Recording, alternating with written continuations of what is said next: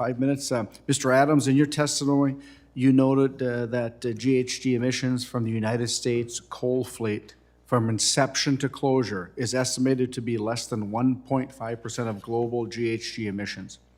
In comparison, China is responsible for nearly 30% of global GHG emissions year after year.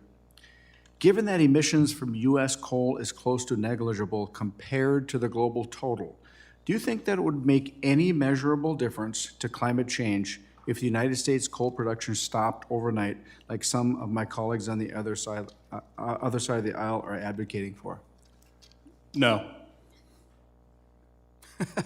Do you want to expand on that? Yeah, to climate change, no, it would not make any negligible change to our economy, to our national security, to the lives and well-being of American citizens. Absolutely. And the issue that we're talking about here isn't making up for the jobs and the finances of coal community. It's the fact that we're cutting out 25% or 20% of U.S. power without a replacement in a time when we're saying we need more power. There is no replacement plan for the power that we're saying go away. That's the concern. If there were pixie dust and unicorns to replace it, then coal country would get behind it. But there's not. We're concerned that American lives are going to be lost, that the U.S. economy is not going to survive. That's what coal country is worried about. There's this misconception on these last questions that the U.S. coal country is simply concerned about itself. Okay, of course people are concerned about their jobs. Of course we care deeply about America, but we care deeply about America. And losing 25% of our energy without a replacement being there, we're shocked and concerned that that's not a concern. How can we get rid of our energy without being concerned about there not being a replacement in line taking its place? Thank you. As the United States rushes to bring renewable energy online, what does this rapid increase mean for the reliability of our energy grid? And what kind of role does easily dispatchable baseload power, like coal, play in maintaining that reliability, Mr. Adams? Again, I think on the reliability factor, it gets very technical in the physics. And with Storm Uri in Texas 2 years ago, we almost learned a horribly painful lesson where we were within 4.5 minutes, literally 4.5 minutes of learning what it was like to lose power for 5 weeks in the entire state of Texas. Because the frequency of the electricity on the grid has to be at 60 degrees. It can't be intermittent. Wind and solar cannot support the entire grid. Gas, coal, some future technology of hydrogen, some nuclear, whatever it is, there has to be a base load that keeps the grid solid at 60 megahertz. It has to sit there. And if that drops below, then there is a systemic issue that will shut the grid down.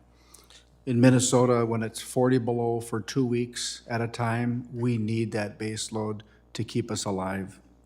Director Driscoll, my home state of Minnesota has been mining iron and taconite used in steel making for over 140 years. Met coal, as you explained in your testimony, is the other key component in the steel produced today. My district understands very well how vital steel making is at the national level and for local economic prosperity.